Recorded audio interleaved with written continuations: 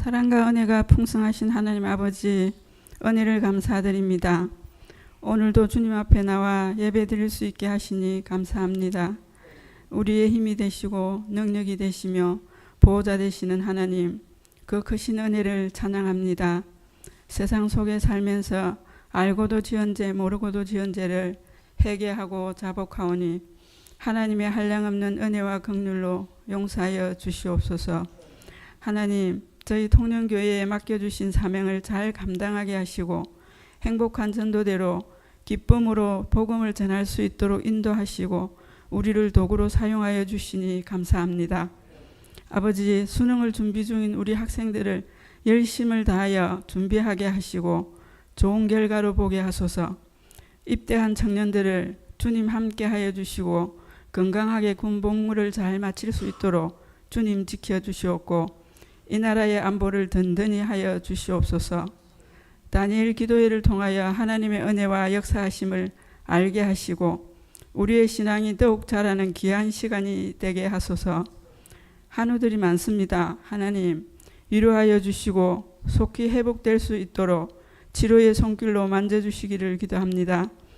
이 시간 말씀 전하시는 목사님 강건케 하여 주시고 말씀을 전하는 이와 받는 자 모두가 귀한 은혜의 시간이 되기를 기도합니다. 아버지, 감사드리며 우리 주 예수님의 이름으로 기도드립니다. 아멘.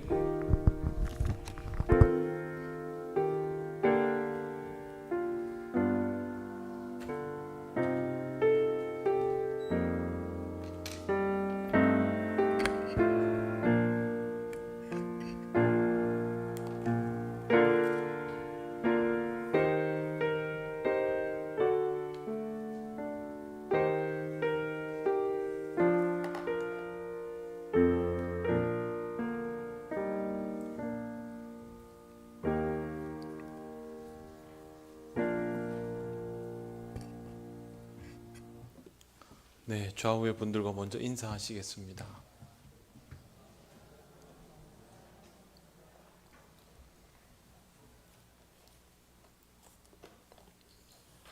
오늘 하나님 말씀 신명기 5장 22절에서 33절입니다. 네, 주보에 23이라고 되어 있는데 33절입니다. 구약 성경 271쪽입니다. 5장 22절부터 33절까지 말씀 한 절씩 교독하겠습니다.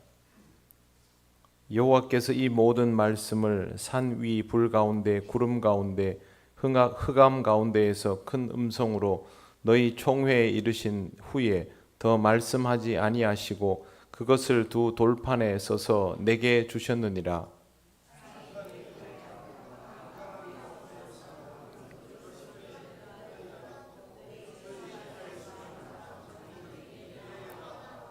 말하되 우리 하나님 여호와께서 그의 영광과 위엄을 우리에게 보이심에 불 가운데에서 나오는 음성을 우리가 들었고 하나님이 사람과 말씀하시되 그 사람이 생존하는 것을 오늘 우리가 보았나이다.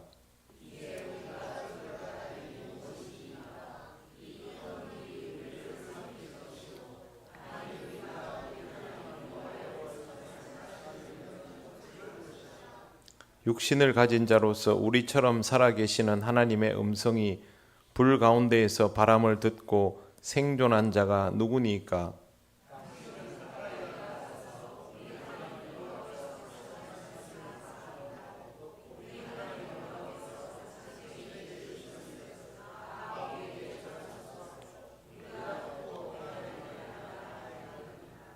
여호와께서 너희가 내게 말할 때에 너희가 말하는 소리를 들으신지라.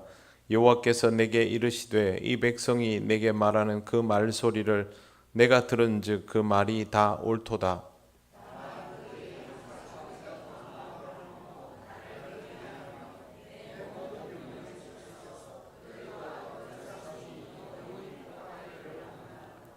가서 그들에게 각기 장막으로 돌아가라 이르고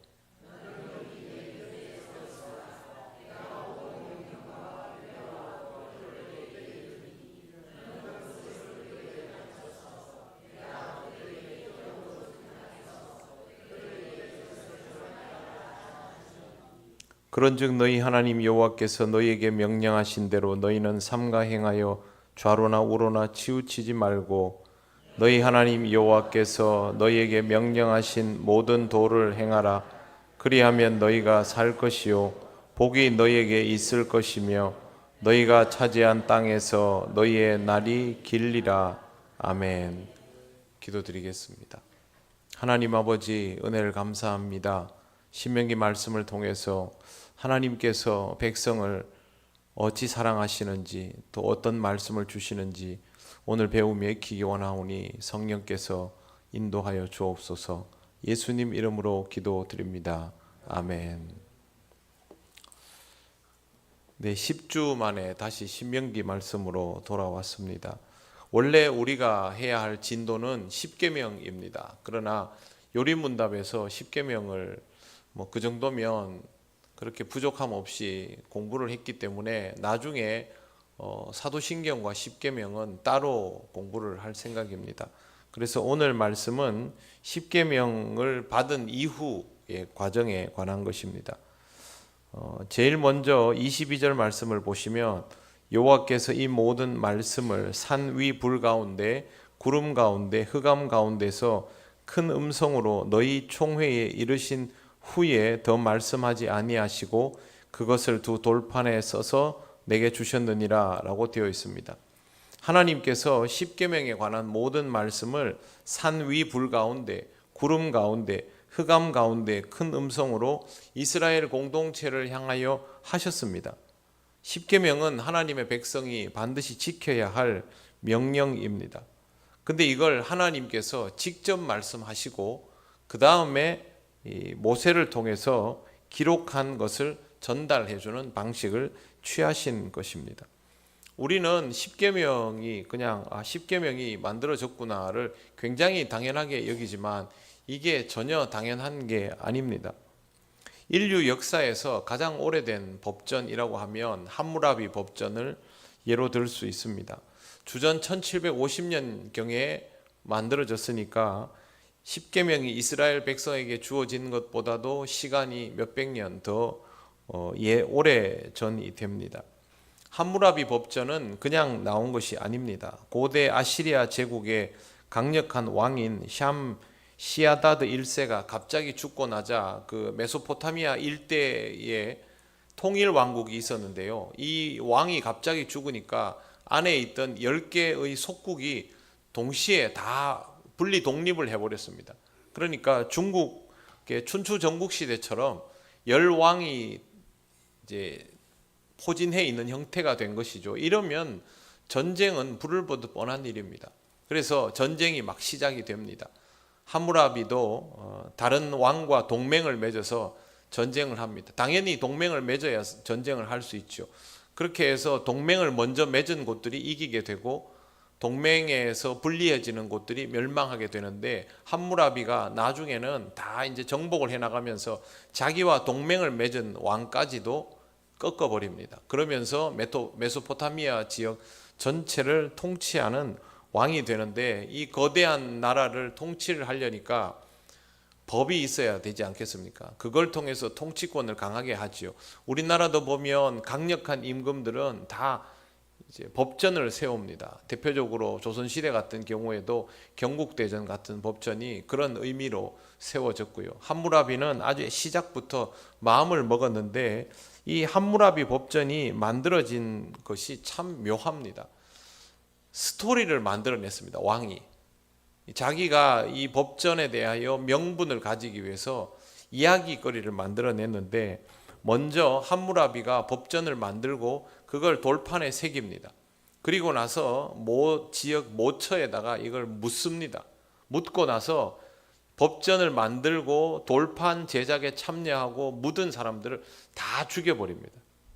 그리고 나서 어느 날 내가 꿈을 꾸었는데 태양신이 나에게 이 법에 대한 이야기를 해줘서 그게 돌판에 어디 새겨져 있을 건데 이러면서 이제 돌아다니다가 그 비석을 발견하는 이런 스토리로 되어 있습니다. 그래가지고 하니까 사람들은 정말 태양신이 함무라비에게 그 법전이 새겨진 비석을 준 것으로 받아들이는 거죠. 그러면 이 법은 사람이 만든 법입니까? 하늘이 만든 법입니까? 사람이 만든 법인데 이 사람들은 하늘이 만든 법으로 받아들이게 되는 겁니다. 그런 식으로 정말 대국민 사기극을 펼쳐가지고 함무라비 법전이 나왔는데, 이 함무라비 법전은 지금도 이 이라크 지역에는 굉장히 함무라비라는 인물 자체가 존경받고 추앙받는 인물입니다. 거짓말을 했는데도 불구하고 그렇게 됐습니다. 여러분, 인류 역사에서 가장 확실하게 세워진 법전이 이런 참 웃기지도 않은 스토리를 통해서 만들어졌습니다. 그런데 십계명은 어떻습니까? 십계명은 누가 만들었습니까? 하나님께서 만드셨습니다. 오늘 성경에 보면 그렇게 되어 있죠. 성경에 보시면요, 산 위 불 가운데서 구름 가운데 흑암 가운데서 큰 음성으로 너희 총회에 이르신, 이렇게 되어 있죠. 그러면 이 십계명에 대한 스토리가 지극히 개인적으로만 전달이 됐습니까? 백성 전체에게 전달됐습니까? 백성 전체에게입니다. 이스라엘은요, 하나님을 직접 대면하여 보지 못했지만 하나님의 임재 경험을 다 가지고 있는 상태입니다. 그리고 이 사람들이 십계명이 하나님이 주셨다는 것을 다 알고 있습니다. 세상의 어느 나라에 신이 법전을 주고 신이 법전을 주었다는 것을 그 나라 국민이 모두 목격자요 증인인 그런 경우가 어디 있습니까? 대부분 이 함무라비 같은 스토리를 가지고 있죠. 그러나 이스라엘은 그게 아닙니다. 모두가 목격자요 증인입니다. 그래서 모세가 돌판을 들고 내려왔을 때 거기에 대하여 항거할 수가 없는 겁니다. 여러분, 이거를 이스라엘이 전혀 모르고 있다가 어느 날 갑자기 모세가 함무라비처럼 판때기만 딱 들고 나와가지고 이게 하나님의 법이니까 따라라, 그렇게 한 게 아니라는 것입니다. 하나님이 계명을 만드시고 그 계명을 백성에게 알려주시고 그 다음에 돌판이 나오게 되었다라는 것을 우리는 여기에서 잘 보아야 합니다. 왜 돌판일까요? 하나님은 이미 성경에 나와 있는 것처럼요, 산 위에서 구름 가운데서 불 가운데서 흑암 가운데서 음성으로 총회에다가 다 이르셨는데 왜 돌판일까요? 기록으로 남기는 겁니다. 음성은 그때 들으면 그게 끝이지 않습니까? 그러나 돌판에 기록해 놓으면 끝이 아니죠. 앞으로도 계속 돌판은 남아 있습니다.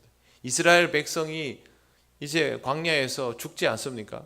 그러면 그 다음 세대로 계속 넘어갈 텐데 그때에도 돌판은 그대로 남아 있는 것이죠. 그 말은 하나님께서 이 백성으로 하여금 잊지 말라고 하신 겁니다.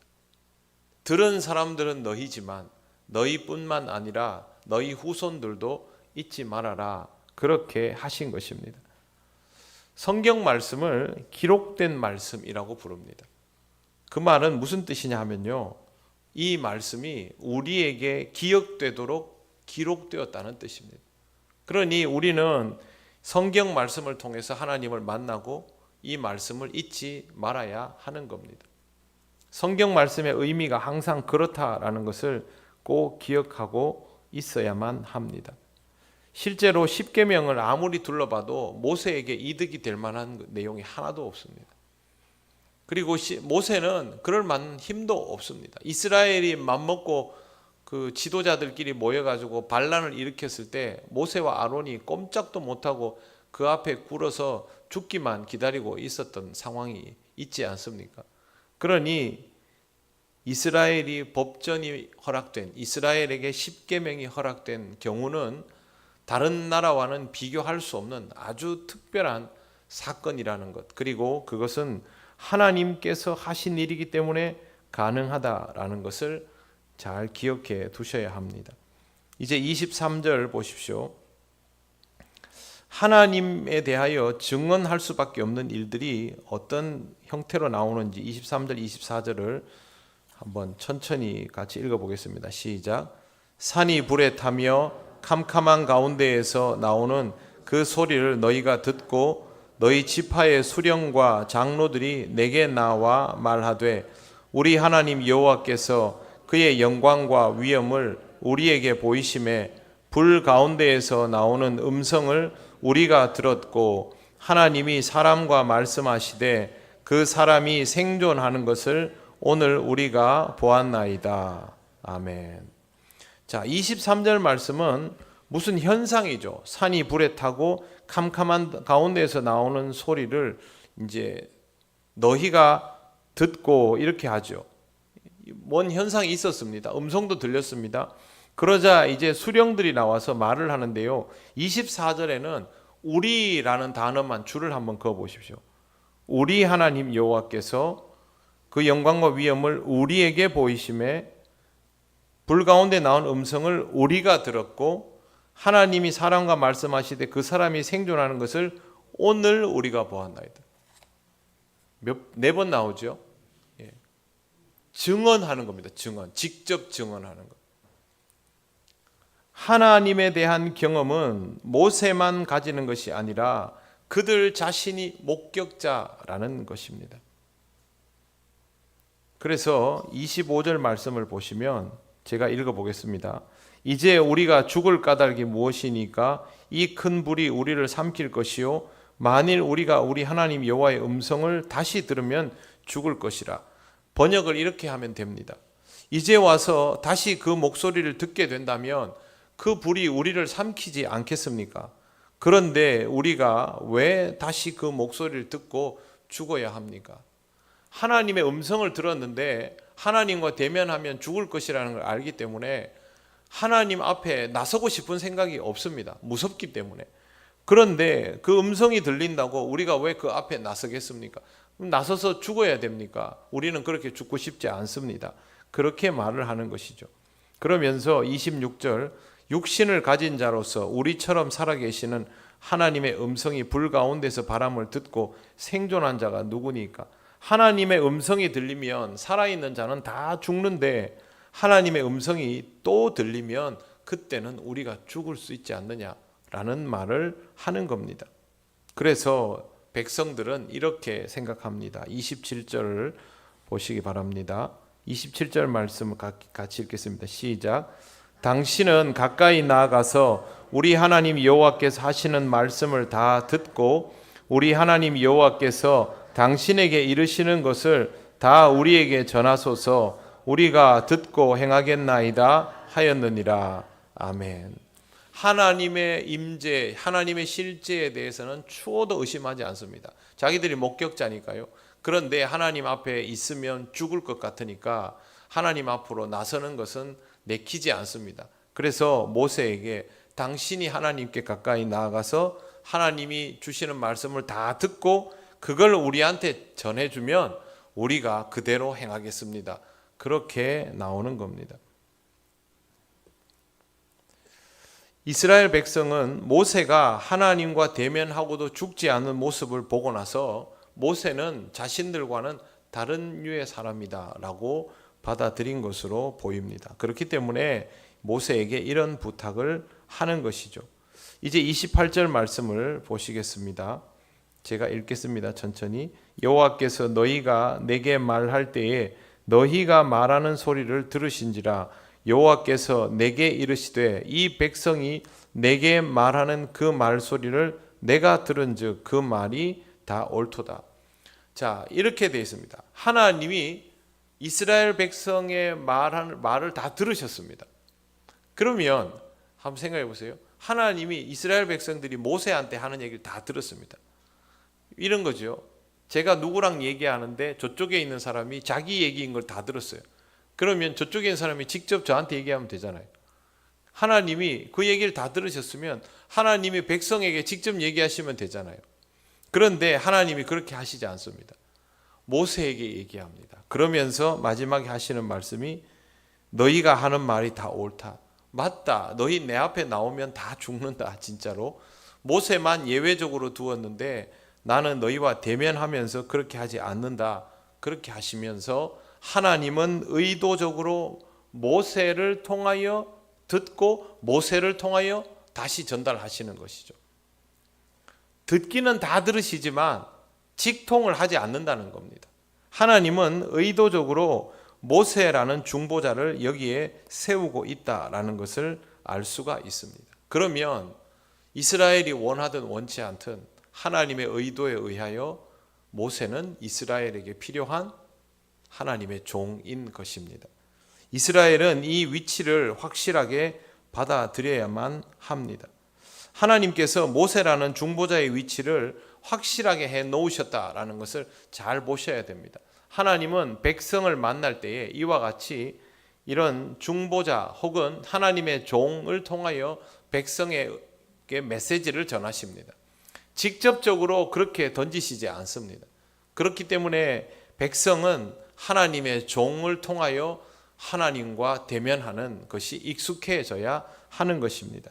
하나님이 이렇게 하시는 이유가 있습니다. 29절을 이제 보십시오. 제가 천천히 읽겠습니다. 다만 그들이 항상 이 같은 마음을 품어 나를 경외하며 내 모든 명령을 지켜서 그들과 그 자손이 영원히 복받기를 원하노라. 백성은 하나님의 존재를 알고 하나님을 두려워하지만 하나님 앞에 나올 수 없고, 그러나 하나님은 이 백성에게 말씀하셔야만 하고, 그렇기 때문에 가운데에 중보자 역할을 할 수 있는 하나님의 종을 세우셨고, 그 종을 통하여 하나님이 전달하시는 내용은 29절에 나와 있는 것처럼 굉장히 좋은 내용입니다.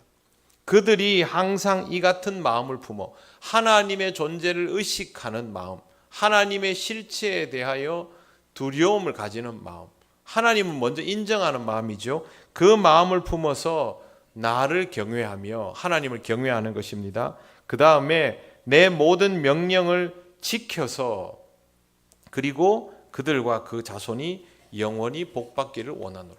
한마디로 말씀드려서 하나님을 믿고 하나님 말씀 잘 듣고 하나님을 경외해서 복받기를 원한다는 겁니다. 그거 해주려고 하나님이 모세를 가운데에 세우신 것입니다.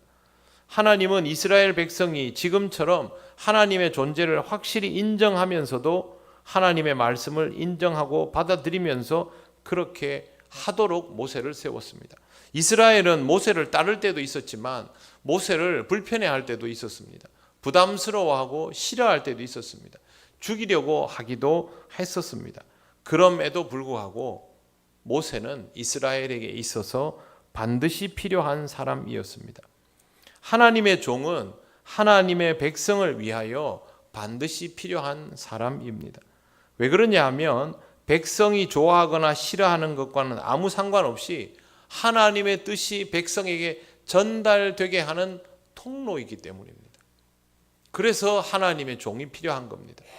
하나님이 우리가 개인적으로 기도하면 성령을 통해서 하나님의 응답을 받고 이런 일들이 이루어지지만 공동체의 공적인 임재는 하나님께서 이런 방식을 통하여 역사해 오셨기 때문에 우리는 이 방식에 익숙해질 수밖에 없습니다.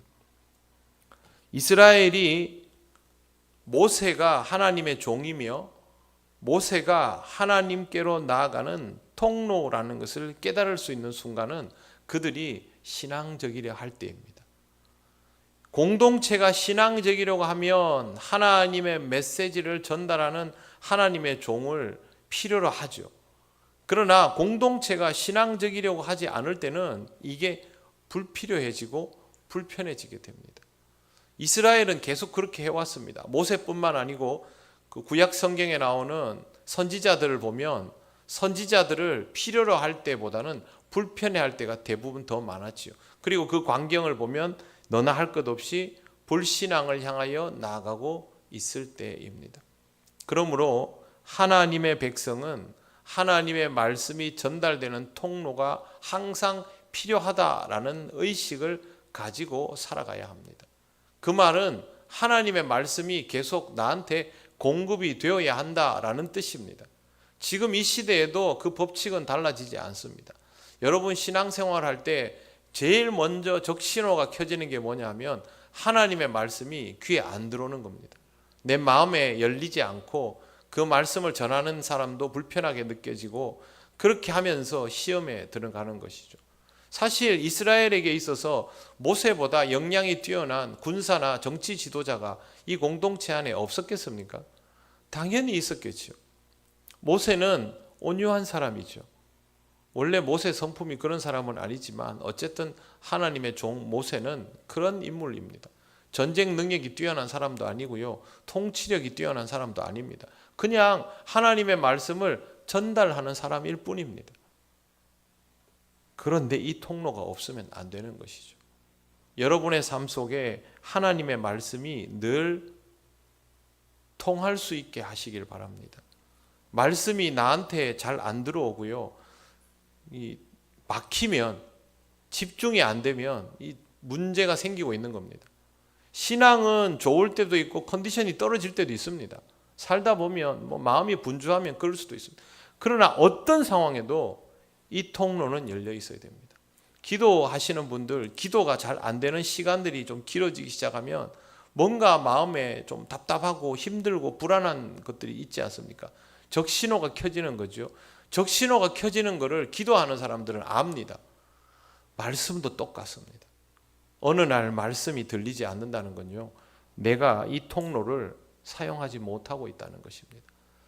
여러분, 하나님이 이스라엘을 더 사랑하실까요? 모세를 더 사랑하실까요? 너무 어려운 질문입니까? 하나님은 이스라엘을 사랑하시고 모세를 사용하십니다. 하나님이 이스라엘을 향해서는 여기 보시면요, 복 준다는 말을 정말 많이 합니다. 근데 하나님이 모세를 향해서 그런 말씀 하십니까? 안 합니다. 하나님은 하나님에게 있어서 종은 쓰는 사람입니다. 백성은 품는 대상입니다. 다릅니다.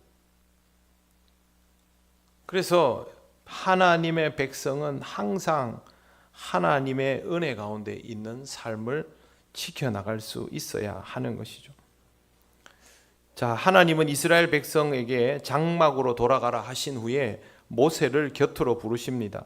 30절과 31절을 보십시오. 우리 같이 읽어보겠습니다. 시작. 가서 그들에게 각기 장막으로 돌아가라 이르고 너는 여기 내 곁에 서 있으라. 내가 모든 명령과 규례와 법도를 내게 이르리니 너는 그것을 그들에게 가르쳐서 내가 그들에게 기업으로 주는 땅에서 그들에게 이것을 행하게 하라 하셨나니. 아멘.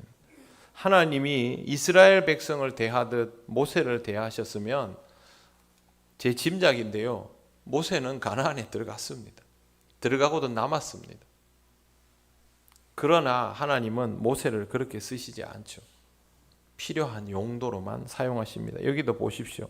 모세 따로 불러놓고 특별 대접하는 게 아니고요, 이스라엘 백성에게 줄 명령과 규례와 법도를 모세에게 주십니다. 그리고 너는 그것을 그들에게 가르쳐서 내가 그들에게 기업으로 주는 땅에서, 내가 너를 통하여도 아닙니다. 그냥 하나님은 이 백성에게 땅을 주시고 기업을 주시는 거지 모세에게는 그것도 없습니다. 그걸 하기 위해서 전달하라는 것이죠. 그래서 하나님은 이스라엘이 아닌 모세에게 구체적인 말씀을 하시고 모세가 이제 이 법도를 가르쳐서 행하게 만들어야 하는 것입니다. 십계명을 받았다고 해서 십계명을 잘 지킬 수 있습니까? 그랬으면 유대인들이 잘 했겠죠. 그런데 그거 쉽지 않습니다. 왜 그러냐면 십계명을 지키는 데 있어서 판단하고 해석하고 적용하는 것이 문자적으로만 되는 일이 아니기 때문입니다. 책 중에 데칼로그라는 책이 있습니다.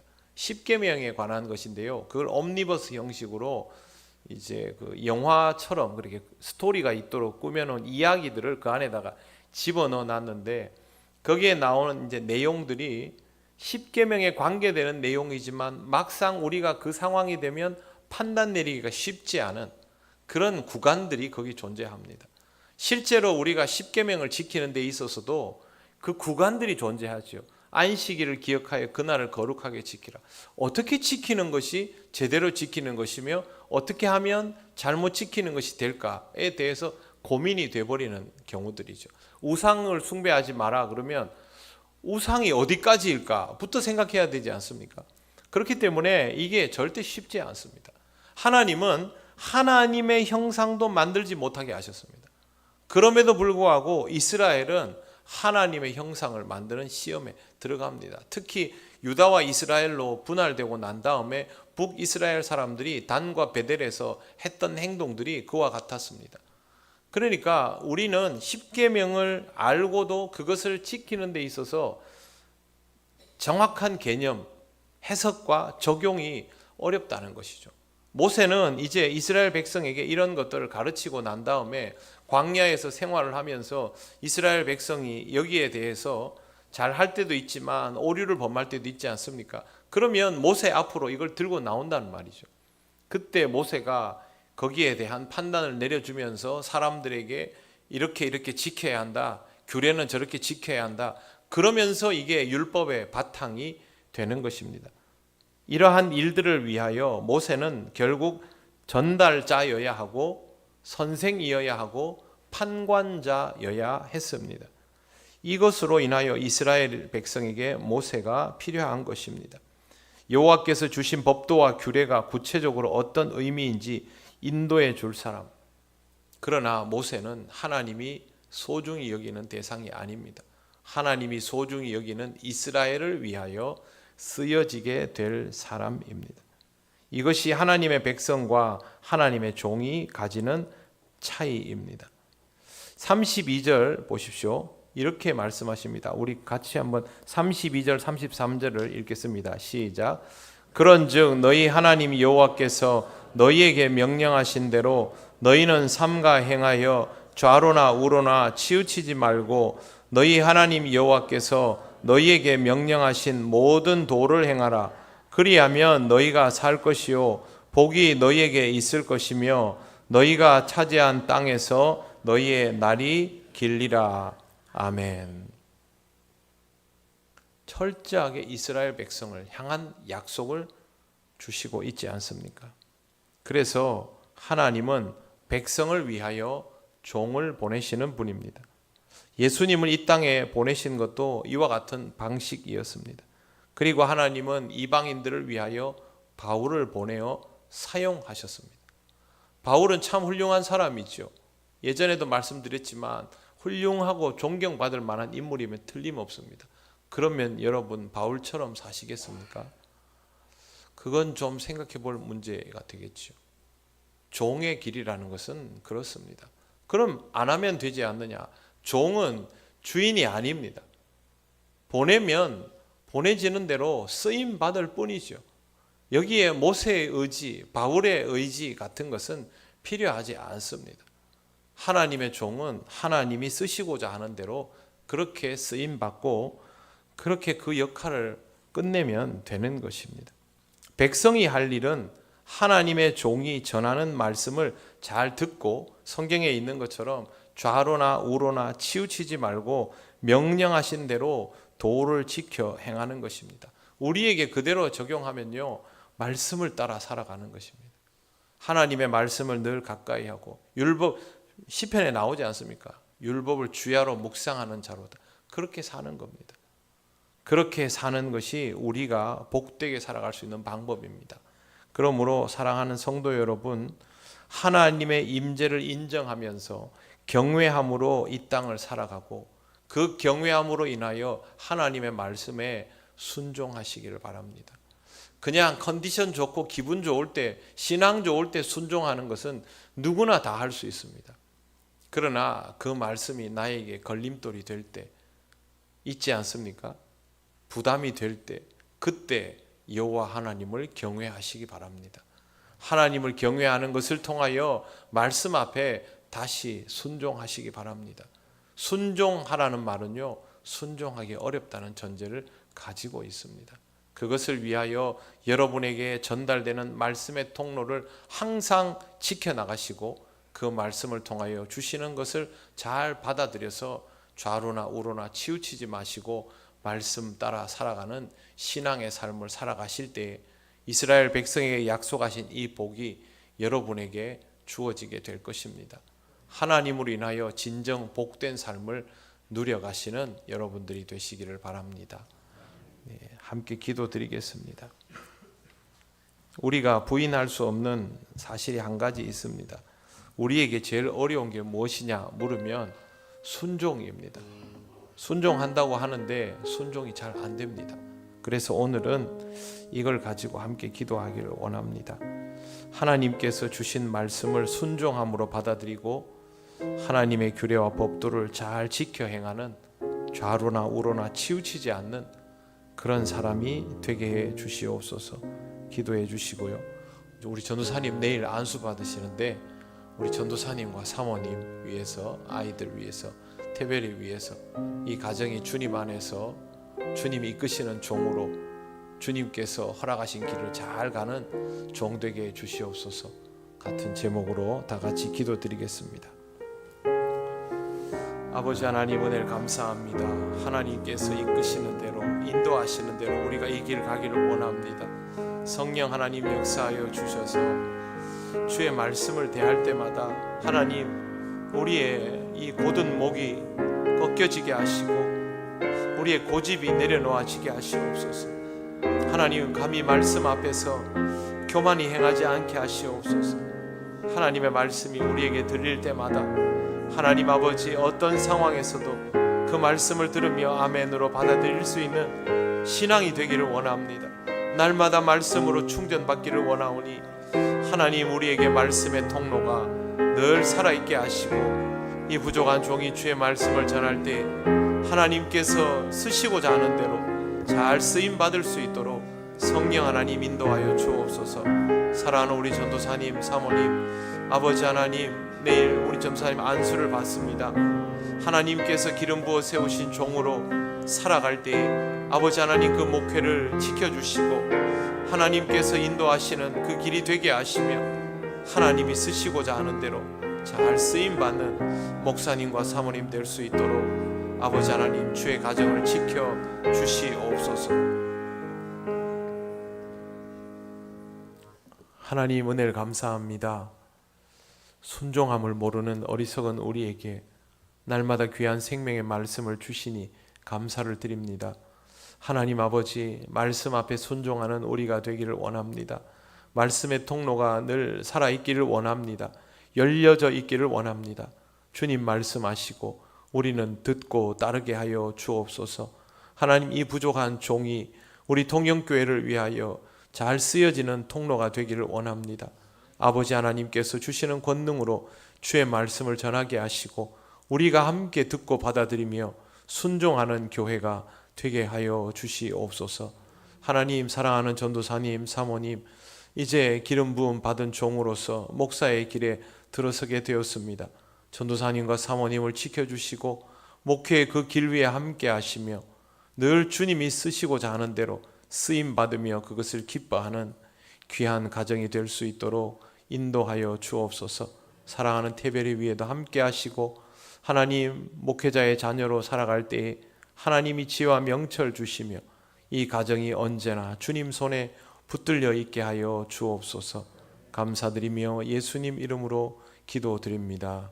아멘.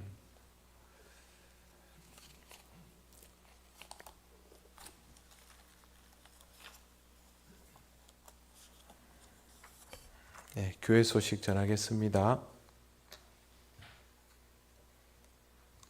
이번 주 금요일 연합구역 예배로 모이고 루터라는 영화를 보게 됩니다.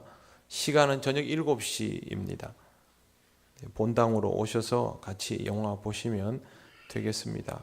여러분에게 이 영화는 신앙적으로도 유익이 있을 겁니다. 그리고 동행주일 일정이 있습니다. 다음 주일에 3교구 최한길 장로님 교구장입니다. 생명수 교회를 방문하게 됩니다.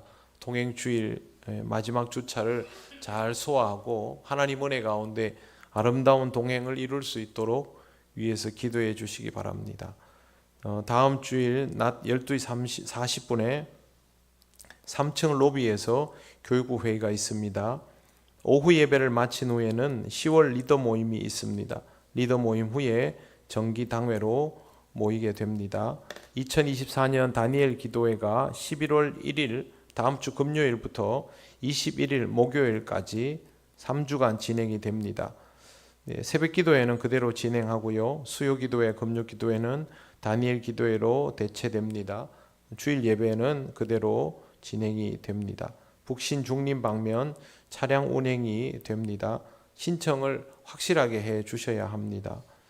진주 남노회가 내일부터 시작이 됩니다. 진주 대광교회에서 시작되고 저는 목사 총대로, 김부종, 이명열, 박성용 장로님은 장로 총대로 다녀오게 됩니다. 그리고 우리 전도사님 안수식이 내일 오후 4시에 있으며 교회에서는 2시에 출발합니다. 착오 없도록 하시길 바랍니다. 수능을 준비하는 수험생들을 위해서도 기도해 주시기를 바랍니다. 송의자 권사님은 월요일에 수술을 잘 받으셨고 회복 중에 있습니다. 위해서 기도해 주시기를 바랍니다. 그리고 강현대 집사님도 지금 몸이 좀 안 좋으셔서 지금 윗지방의 병원에 가서 있으신데요. 자세한 건 나중에 또 이렇게 말씀을 드리겠고요. 좀 어깨 쪽 다친 부분도 있고 또 다른 부분에도 조금 치료가 필요한 부분들이 있습니다. 그래서 이영숙 집사님, 강현대 집사님을 위해서도 기도를 부탁을 드립니다. 다른 광고는 주보를 참조해 주시기 바랍니다. 이제 우리 다 같이 주님께서 가르치신 기도를 올려드립니다. 하늘에 계신 우리 아버지, 아버지의 이름을 거룩하게 하시며 아버지의 나라가 오게 하시며 아버지의 뜻이 하늘에서와 같이 땅에서도 이루어지게 하소서. 오늘 우리에게 일용할 양식을 주시고 우리가 우리에게 잘못한 사람을 용서하여 준 것 같이 우리 죄를 용서하여 주시고 우리를 시험에 빠지지 않게 하시고 악에서 구하소서. 나라와 권능과 영광이 영원히 아버지의 것입니다. 아멘.